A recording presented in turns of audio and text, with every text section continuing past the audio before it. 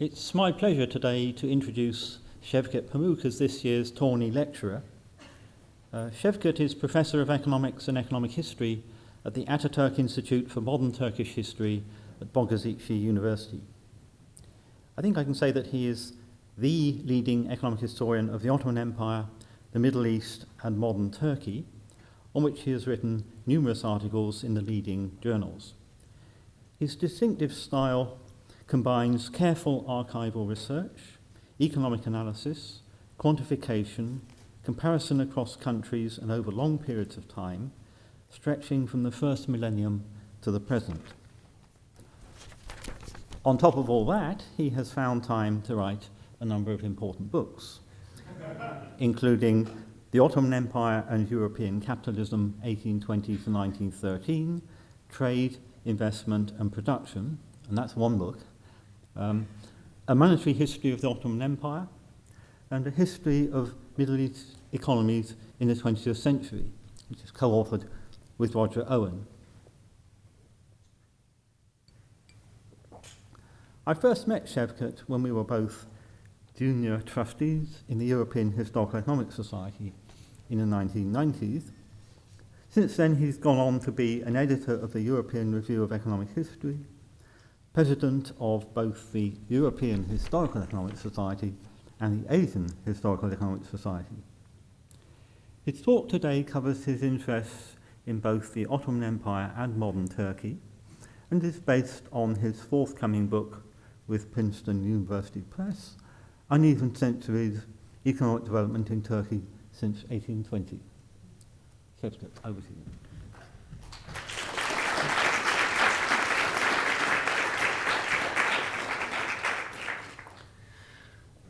Thank you, Steve. I am honored to be invited to deliver the Tawney Lecture this year. I would like to thank Economic History Society and its president, Steve Broadberry, for the opportunity to share my recent work with you. Last year, I was in the audience when my friend Vishnu Gupta talked on India. I will follow today with a talk on Turkey. I think these choices by the society reflect the growing interest in recent decades in the economic history of the developing countries, not only in the UK, but also globally. And I am delighted to be part of this.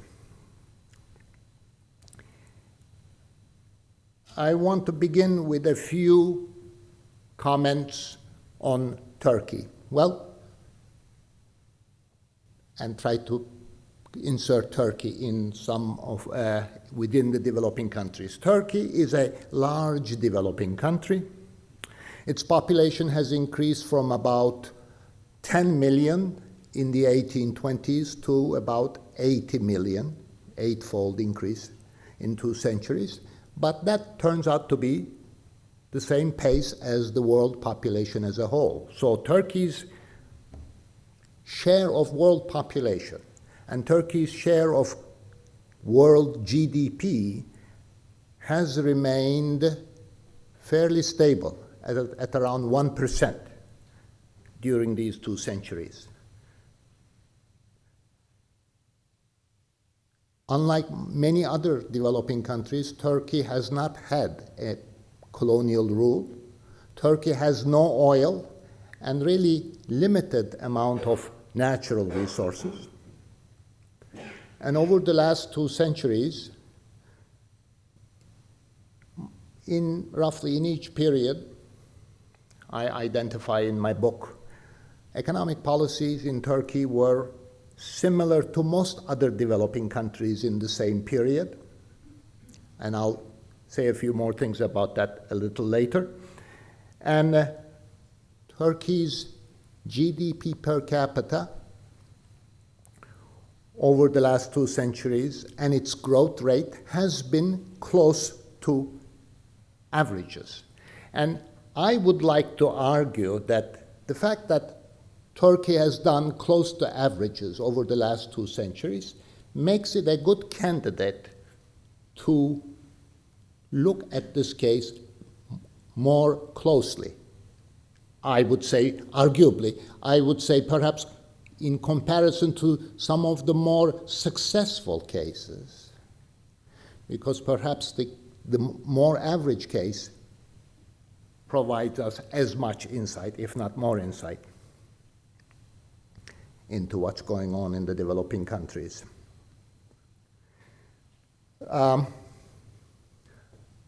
Here's a little map. You see Turkey there, but of course Turkey was part of the Ottoman Empire in the 19th century, and all these borders you see with dashed lines were the borders of the Ottoman Empire in 1820. Say, Ottoman Empire shrank, lost most of its territory in Southeast Europe, retained its territories in the Middle East until World War I. I will focus in all of my series and all my analysis on the area within the present-day borders of Turkey. And all my series refer to this, will refer to this area. And as I begin, let me try to summarize my argument. Turkey has experienced periods of high growth, periods of low growth over the last 2 centuries, and the long-term average comes close to the average for developing countries. And I will try to offer you an explanation for this pattern. I will show that technological change, structural change, and slowly rising rates of investment generated economic growth, some economic growth. But I will also argue that economic variables alone cannot explain the extent and pattern of economic development. I will also try to focus on the deeper causes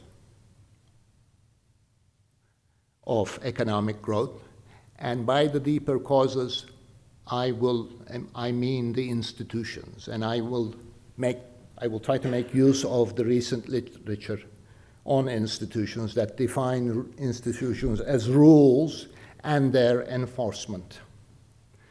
To summarize, Turkey has experienced waves of changes in its formal political and economic institutions, going back to the Ottoman era in the 1820s, 1830s, the modernizing reforms of the Ottoman era. And changes in economic institutions followed or were accompanied by these changes in formal political institutions.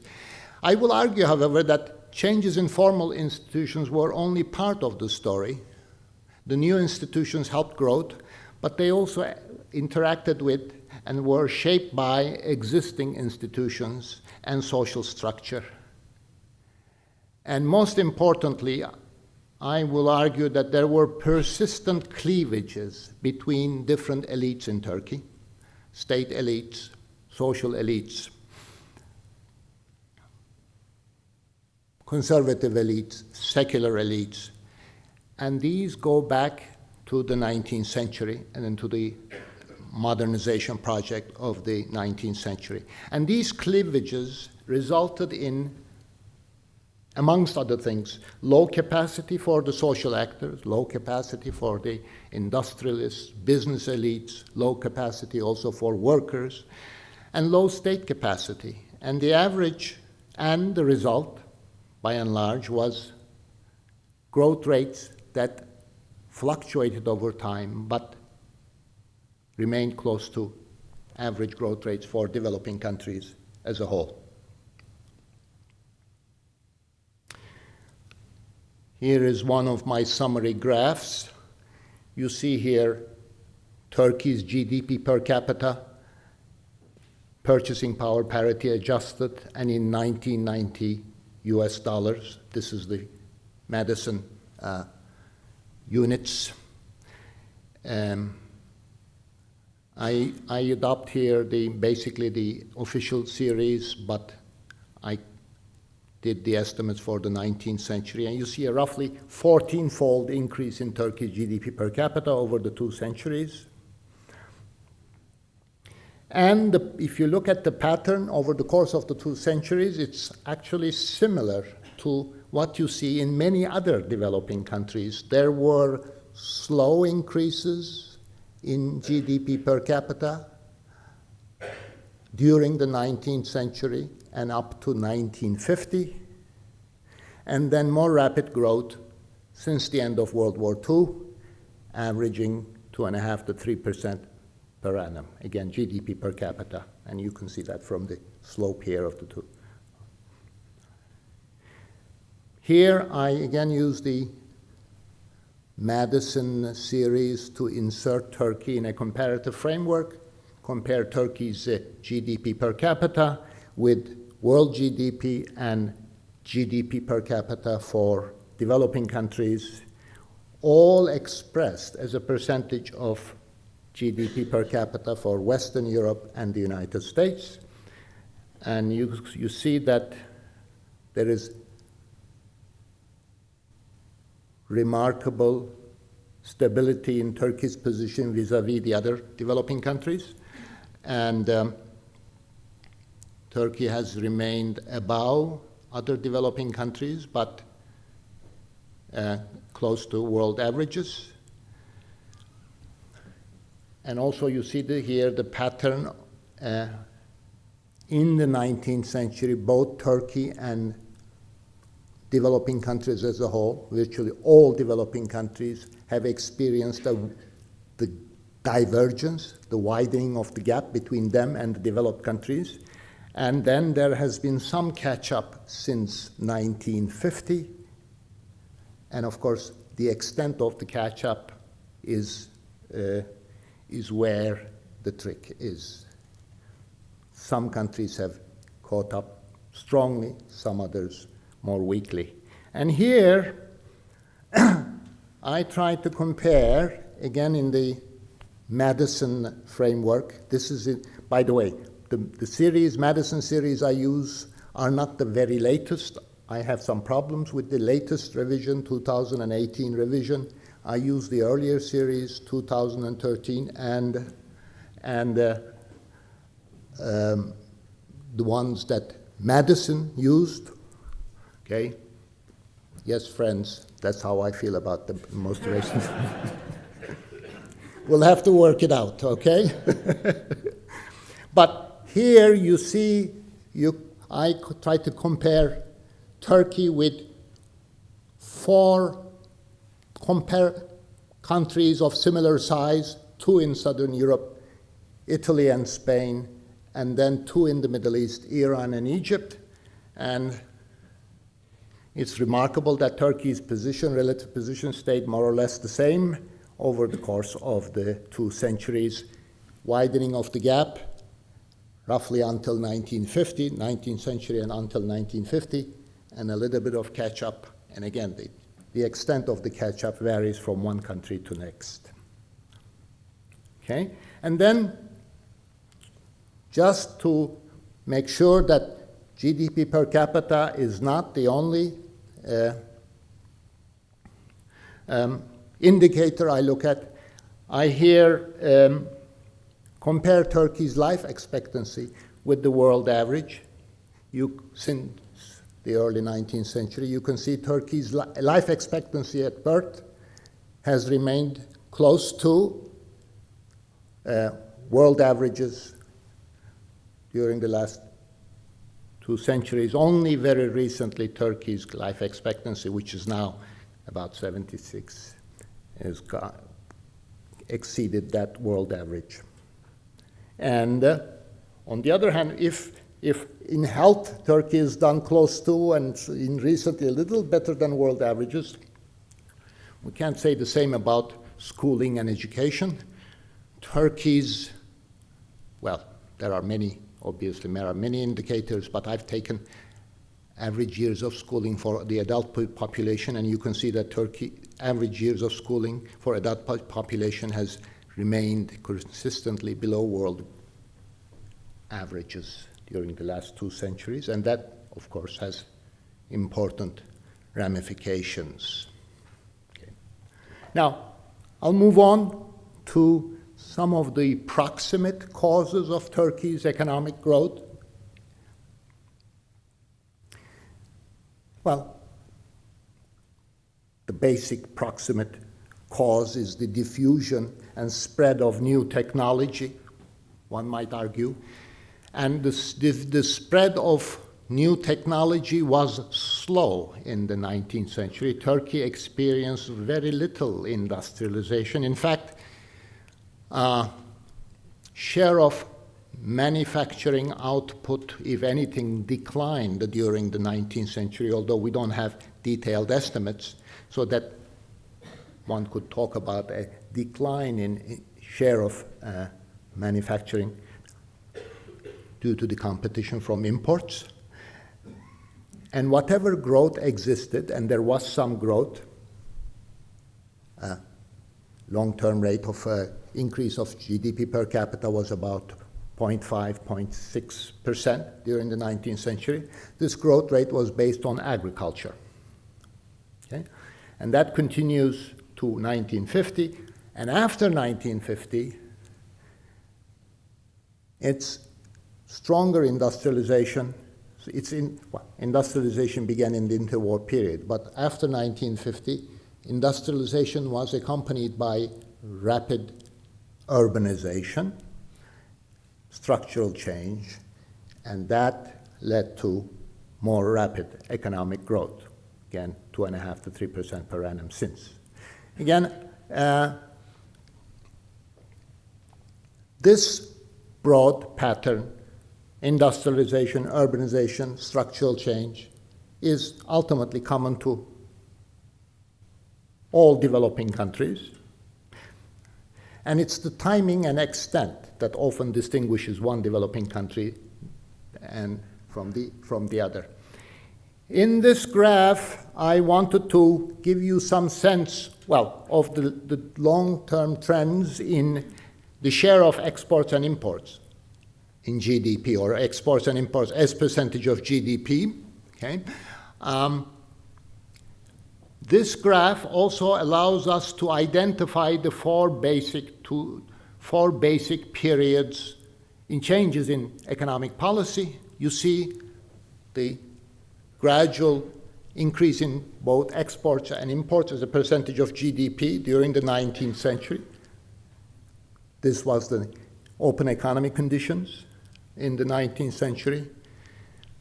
The Ottoman government signed a free trade treaty in 1838 with all the European powers, but was really not allowed afterwards to change, was not allowed to unilaterally change that. And Turkey did not have Ottoman Empire, and then Turkey did not have tariff autonomy until 1929. So in this period, you see an increase in the share of exports from about 2% of GDP to 12, 14% on the eve of World War I. And then, either in 1914 or in 1929, depending on how you do this,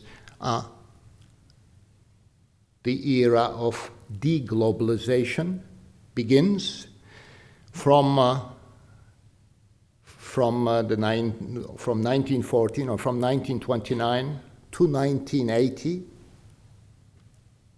half a century of what is called inward-oriented growth, protectionism and industrialization, again, very common to most developing countries. And you see here, in the trend line, you see how during this period, share of exports in GDP declined and the economy closed. In the book, I identify the interwar period as one period up to 1950, where this protectionism and industrialization was led by the public sector, state sector, and then after World War II, the leadership passed on to the private sector.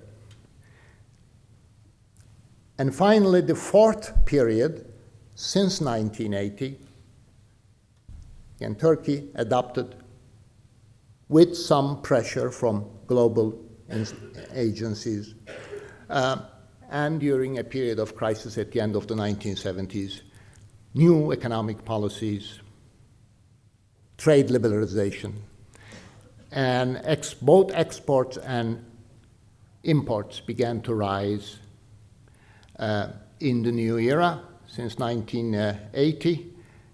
And the emphasis on exports was supported by the customs union arrangement signed with the European Union in 1994, and you see the new era.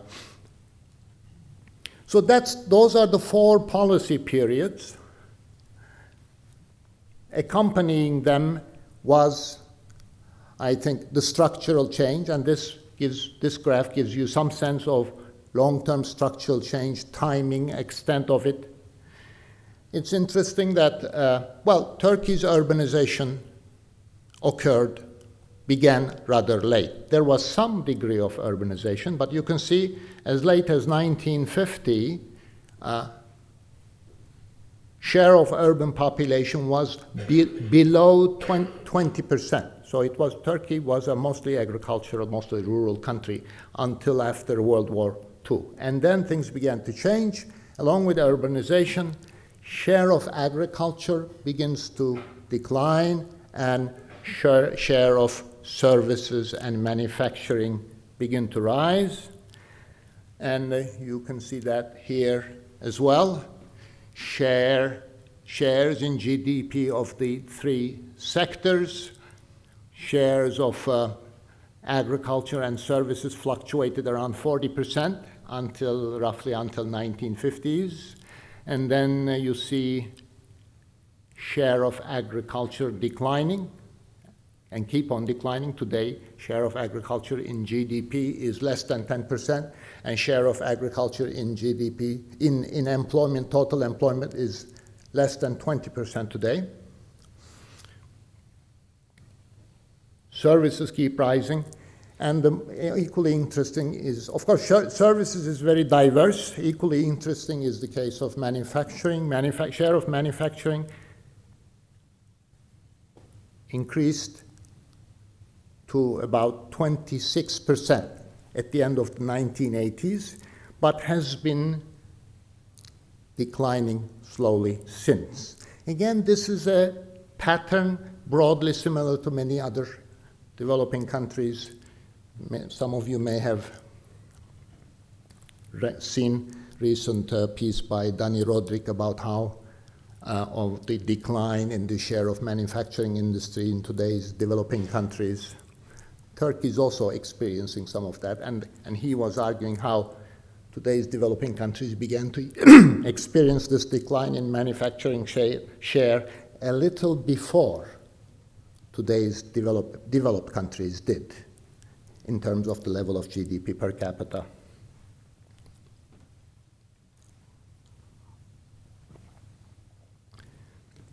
So, structural change, industrialization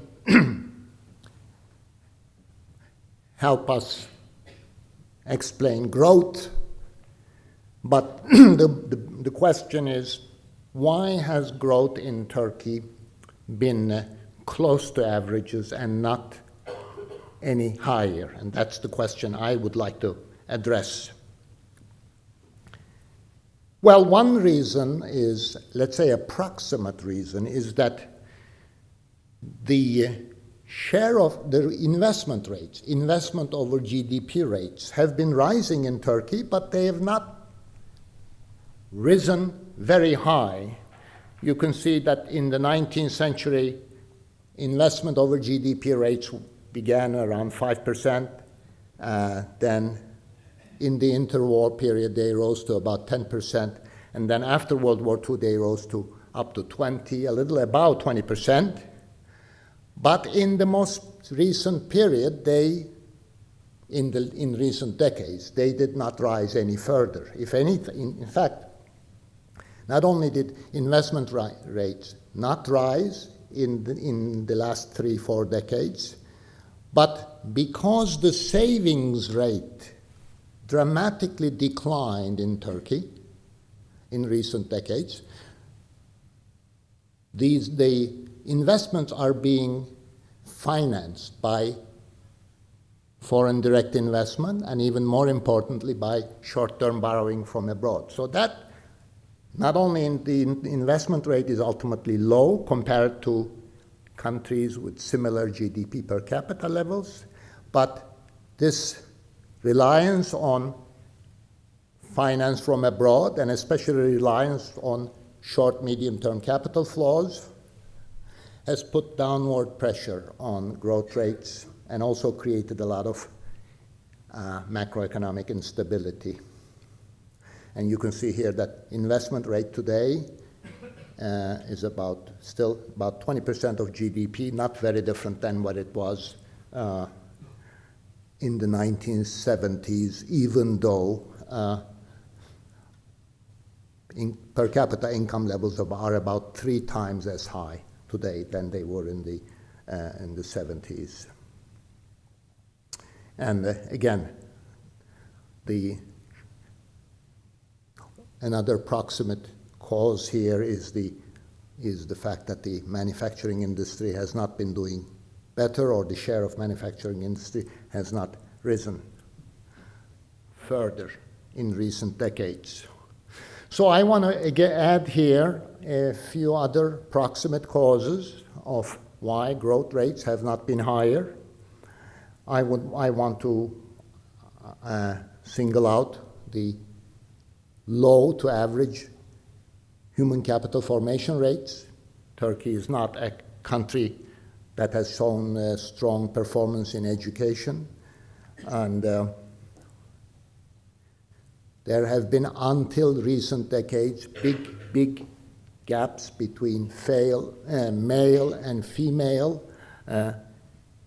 literacy and education rates, but also in the education rates of the Kurdish population, which makes up about 15% of the total population. But even you look at men, it's the education rates have not been very high. So this has, of course, meant that Turkey's economy has remained, let's say, compared to countries with similar GDP per capita levels, Turkey's economy has remained low tech, low innovation, and the economy has experienced low rates of total factor productivity growth. Okay. So far, then, are my proximate causes: low rates of average to below average rates of investment, below average rates of education and skills, resulting in low tech, low innovation, low total factor productivity growth. Well, many would argue that, and with a good deal of justification, that I have not yet addressed the deeper causes of Turkey's long-term record of economic growth. I have dealt with the more immediate causes. And so, to try to address some of the deeper causes, I will spend another 15 minutes or so talking about institutions and the role of institutions and those factors specific to Turkey over the last 2 centuries.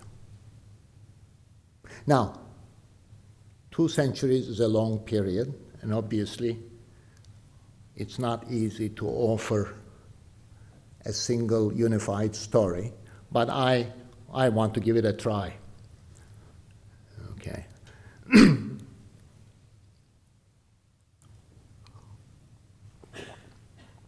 I want to begin with Islam. Very popular explanation. Turkey is a country whose population today is more than 97, 98% Muslim. And of course, for Muslim countries, there is this explanation that goes back to Max Weber and more recently restated by Timur Kuran, that it's the rigidities of Islam and rigidities of Islamic law that explains stagnation or average rates of growth in the majority Muslim countries. Well, I'm not sure this explanation stands up to scrutiny, but my understanding of the Ottoman centuries is that in the Ottoman centuries, institutions, economic institutions, changed when there was demand for the change. It was an uneven pattern, but Ottomans were pragmatic and flexible enough when they saw that there was some urgent things they needed to change. They did change institutions, whether you talk about tax collection or institutions of public finance, borrowing, those did change. There is recently another argument.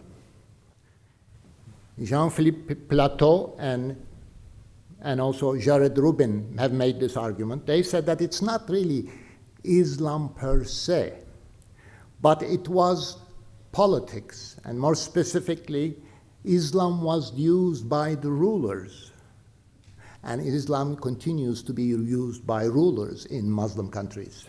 And I think that is a much better characterization of the role of Islam in the economy. And more generally, I would think that religion and more generally culture matter. But my sense of the literature, and in recent years I spent a lot of time studying this literature on institutions, the literature tends to take a rather negative view of the impact of culture on institutions.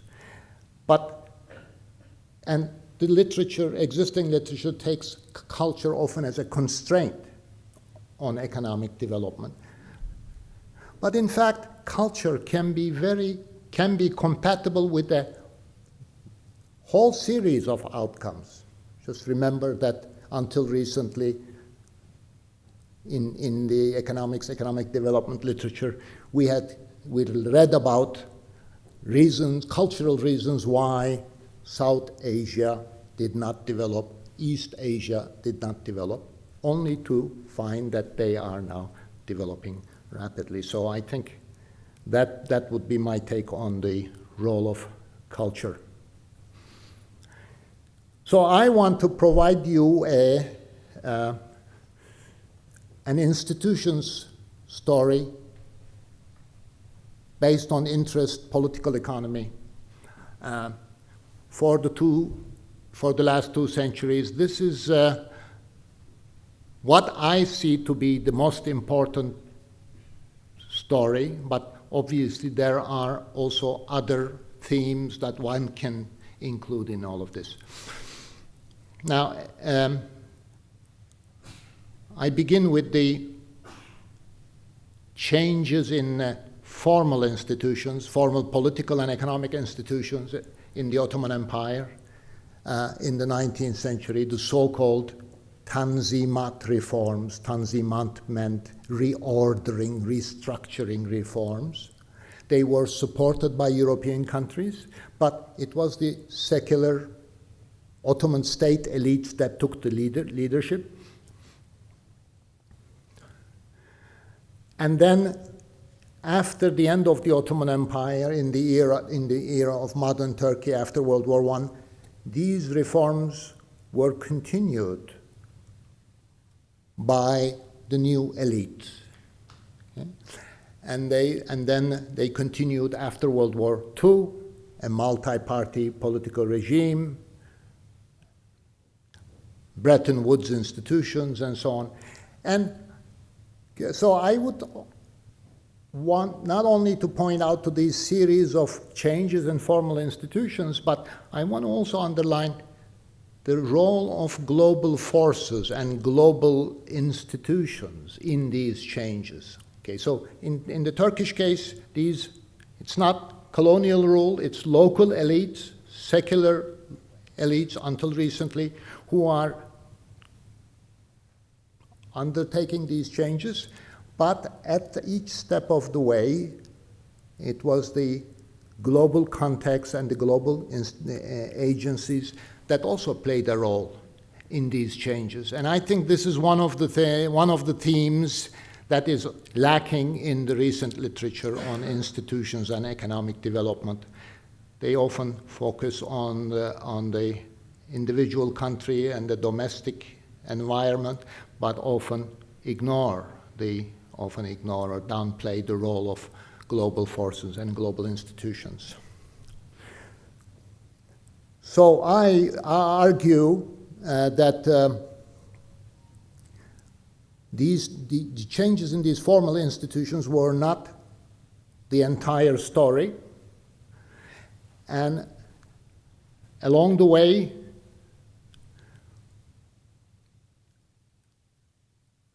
changes in formal institutions did not crowd out and push out the informal institutions. In fact, the informal institutions persisted and continued to interact with formal institutions.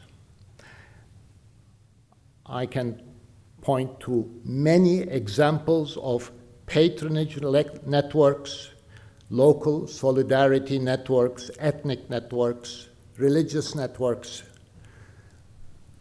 say, rather than impersonal rules, that both in rural and urban areas, and they continue to play a very important role in the economy. Now, obviously, informal institutions are very important for economic development, so informal institutions are everywhere, and they often play a positive role, but especially in later stages of economic development, persistence of informal institutions, these patronage and religious networks can have negative impact, and often does have negative impact and negative consequences on economic development. So why did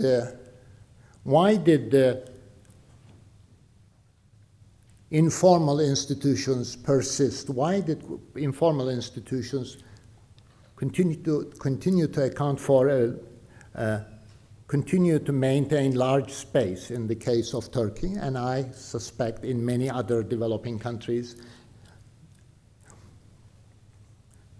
There are two usual suspects. One is the one that's often discussed in the literature, is the limited state capacity. The state is simply not strong enough to enforce the formal institutions, so that leaves room for a lot of informal institutions, especially in the rural areas, but also in urban areas. And that's certainly the case in Turkey until recent decades, until at least until the post-World War II era. In addition, right, one can argue about cultural reasons.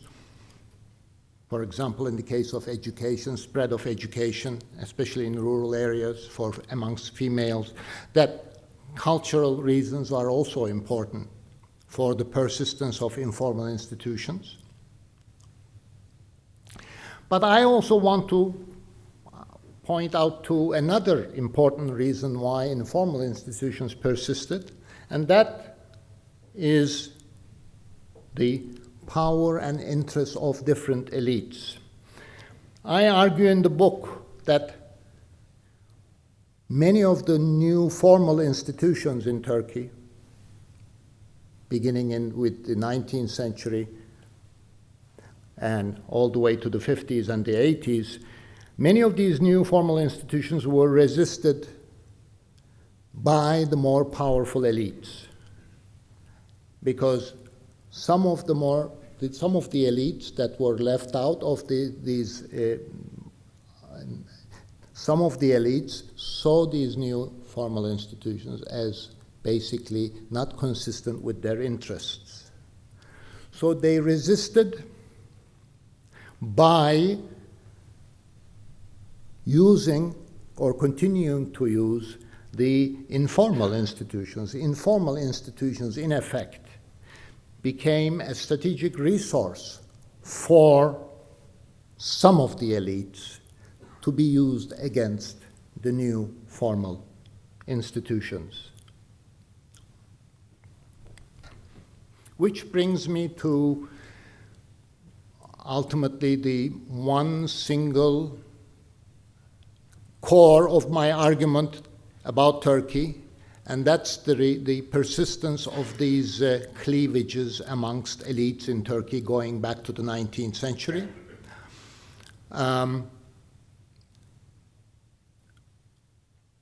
From the 19th century modernizing reforms to the present, cleavages amongst elites persisted. In the 19th century, there were already cleavages between the modernizing, more secular elites and the conservative elites that were against these reforms. But there were also in the 19th century cleavages between the Muslims and the non-Muslims, typically because non-Muslims were, well, one might say with some modest rates of economic growth, most people benefited from the opening of the economy. But the non-Muslims benefited a lot more. So the Muslims, especially conservative Muslims, identified the non-Muslims as the culprit. Tensions began to rise already in the 19th century between Muslims and non-Muslims. Okay. And these cleavages continued in the 20th century, again between secular elites of the Republic and the conservative elites that they remained in the periphery. And Turkey's political regime, Turkey's multi-party democracy after 1950 could not handle these cleavages well. Every time these tensions between secular and conservative elites increased, the secular army stepped in. So much so that Turkey experienced 3 military coups from 1960, 1971, 1980, and some people call even the most recent intervention in 1997 another coup. And in addition to the continuing tensions, cleavages between the secular and the conservative elites, there was the added cleavage between the Turks and the Kurds and the rising Kurdish nationalism. So these persistence of these cleavages led to recurring periods of political instability and even disorder, not only military coups, but prolonged periods of political uncertainty. But political uncertainty typically also meant macroeconomic instability. And not only with an impact on quality of institutions, but also on economic behavior. Macroeconomic instability meant, as I'll explain in the next slide, meant certain kind of economic behavior. And these cleavages continue today, somewhat different form. In the last decade, we have a new political party, began as a moderate Islamic party, and this party has used its early economic success and used Islam to exploit these cleavages, and increasingly for authoritarian rule. Groen has really supported and expanded on the growing polarization. So this kind of political and institutional environment ultimately is not good for long-term economic growth. There is certainly some economic growth, average rates, but in this kind of environment, it's very difficult to go beyond average rates of economic growth. The cleavages make it very difficult for large-scale organizations to emerge. And the cleavages also make it very difficult for social groups to emerge at the national level. When we talk about, for example, industrialists or businessmen, businesswomen today, well, we talk about them in segments. There are the conservative businessmen, there are the secular businesses. We can't talk really today about, say, a class of industrialists as a group. And the same applies to workers. So these persistent cleavages sap the strength of the basic social actors. And that also has implications on state capacity. State capacity is a big deal in the recent literature. I also believe that state capacity is very important for long-term economic development. But these cleavages make it very difficult for state capacity to increase or for state interventionism to become effective. Large-scale organizations are slow to emerge. In fact, often scales are kept small, and with cleavages, often individuals, businesses stay close to the networks they are part of. And often you find companies, individuals, rather than investing long-term on productivity, education, skills, exports, they'd rather have a deal with the government in place, because given the uncertainty, benefiting from government favoritism is often a more predictable strategy. So rates of investment have remained close to averages. Total factor productivity growth has remained low, and GDP per capita growth has remained close to averages.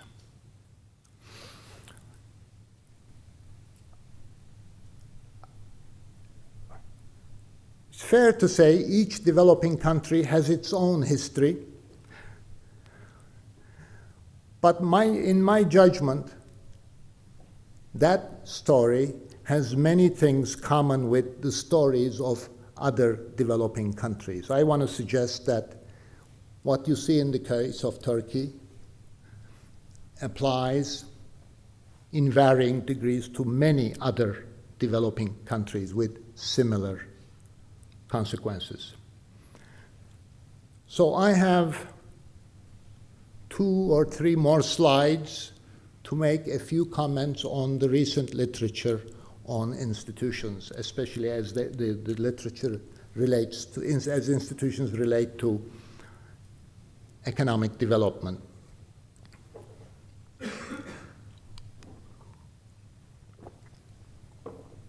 I think this literature, going back to, obviously, to Douglas North, but even earlier, has insisted that we focus not only on the economic variables, but go beyond the economic to consider the political, social, cultural. And I think that's an important contribution. My reading of 2 centuries of Turkey's economic development is not a purely economic process. In fact, it's much more beyond economic.